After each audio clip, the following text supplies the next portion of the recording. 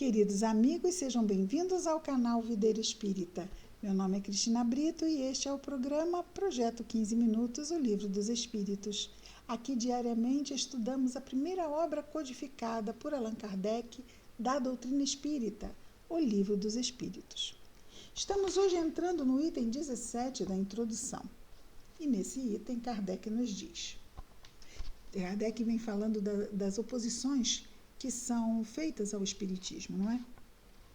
O ceticismo, ou seja, a descrença, no tocante à doutrina espírita, quando não resulta de uma oposição sistemática, então quando essa descrença vem simplesmente da pessoa estar ali no não creio, não adianta porque eu não acredito nisso, interesseira, origina-se quase sempre.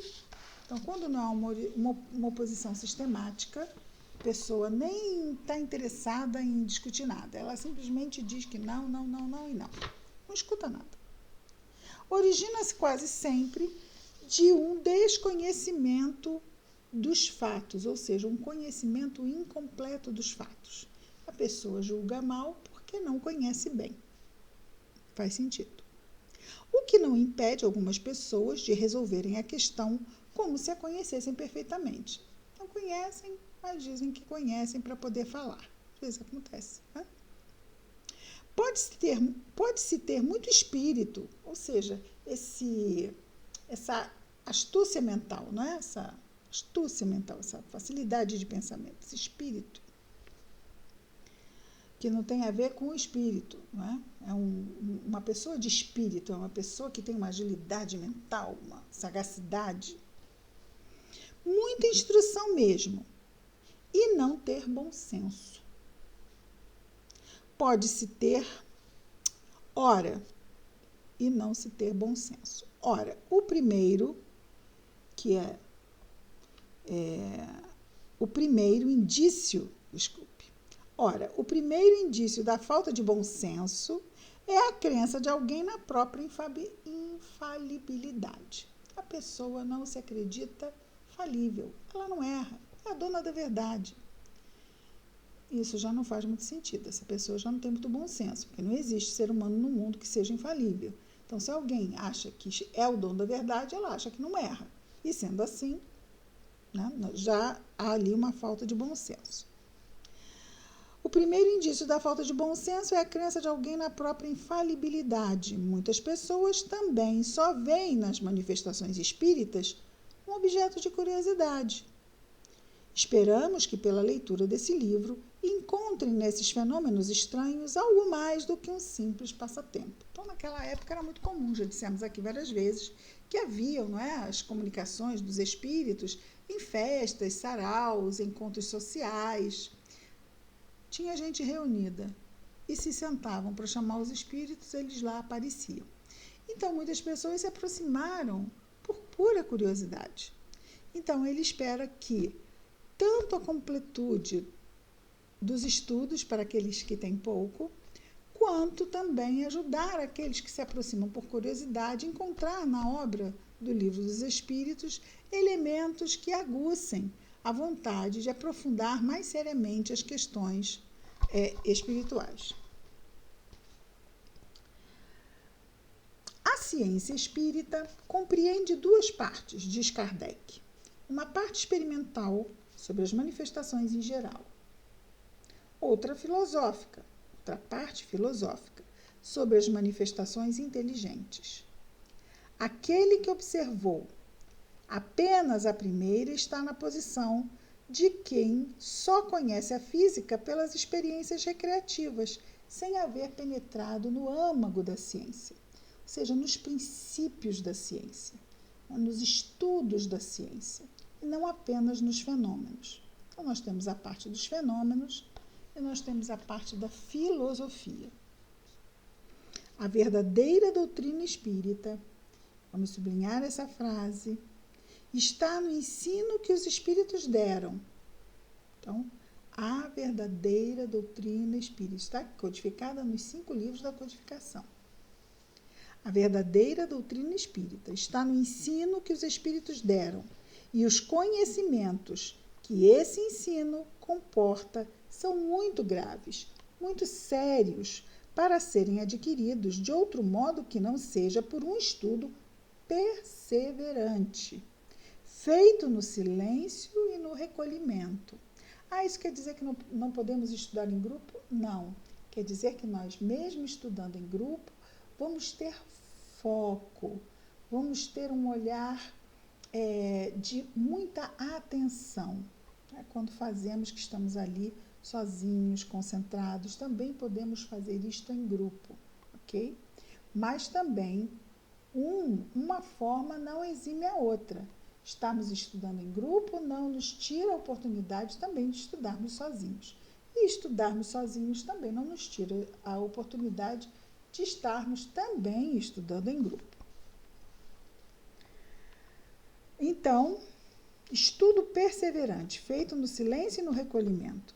Somente nessa condição se pode observar um número infinito de fatos e particularidades que escapam ao observador superficial e permitem firmar uma opinião.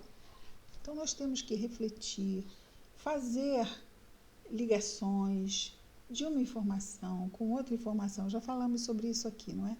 Isso exige tempo e cada vez que aprofundamos, mais vamos entendendo as interconexões que existem nos assuntos e nos enriquecendo com isto tudo.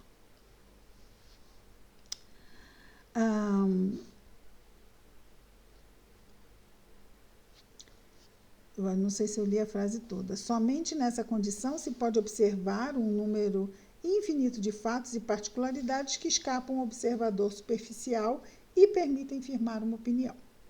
Se este livro, Livro dos Espíritos, não tivesse como resultado se não mostrar o lado sério da questão, quer dizer, não é um passatempo, um evento social, uma brincadeira dos copos, aquela coisa, não é? Se este livro não tivesse como resultado se não mostrar o lado sério da questão e provocar estudos nesse sentido, já seria bastante e nos sentiríamos felizes por haver sido escolhido para realizar uma obra sobre a qual, aliás, não pretendemos ter nenhum mérito pessoal, já que os princípios que nela estão não são criação nossa. Então, Kardec se dá por satisfeito se souber que esses estudos aqui da doutrina espírita vão ajudar as pessoas a ver com seriedade um assunto que é muito sério, que é o nosso lado moral, nosso lado espiritual.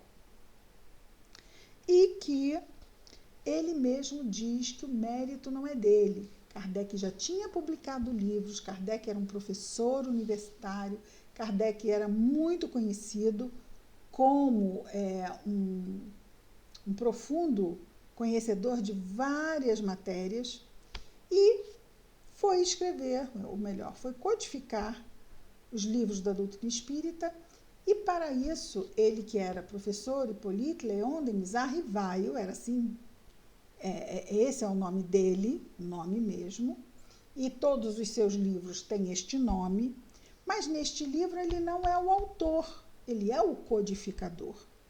O autor dos livros da doutrina espírita são os espíritos. Portanto, o primeiro já tem lá, o livro dos espíritos, não é de Kardec, ou do professor Hippolyte, não é? Então, para que ele separasse o nome já conhecido, que é o nome de nascença dele, daquele codificador que iria trazer os estudos da doutrina espírita, ele adota o nome de pseudônimo de Allan Kardec, o codinome de Allan Kardec. O pseudônimo é quando o autor não quer ser conhecido. Eles todos sabiam que Allan Kardec era Hippolyte Léon Denis Arrivaille. Não é que ele não quisesse ser conhecido, ele não queria ser reconhecido como o autor das obras. Então, não era um pseudônimo, era um codinome, né? E esse codinome, Allan Kardec, havia sido seu nome numa encarnação onde ele havia sido um druida celta. Isso informado pelos espíritos. Muito bem, voltando aqui. Esperamos que ele tenha outro resultado, o Livro dos Espíritos, de guiar os homens. Assim, não são criação nossa. Seu mérito é, pois, inteiramente dos espíritos que o ditaram.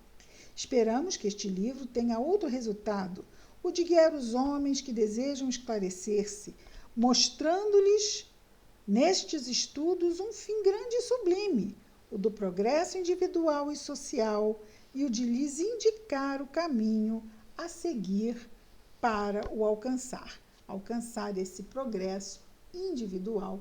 E ele fala de progresso social, porque se o cidadão progride, a sociedade também progride. Então, um progresso social. Incluamos, diz Kardec, com uma última consideração. Concluamos, ou seja, vamos concluir com uma última consideração. Alguns astrônomos, sondando os espaços, encontraram na distribuição dos corpos celestes lacunas injustificáveis e em desacordo com as leis do conjunto.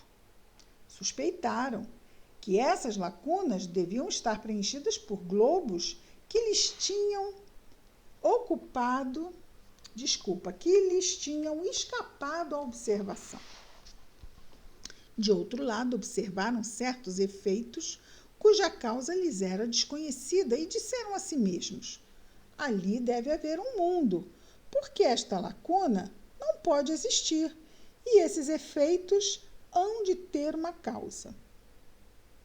Julgando então da causa pelo efeito, puderam calcular os seus elementos e mais tarde os fatos vieram justificar as suas previsões. Foi assim que o planeta Plutão foi descoberto. Ele não foi percebido primeiramente, mas foi percebido que ali haviam, naquele espaço onde não se percebia a existência de um planeta, havia a existência de forças.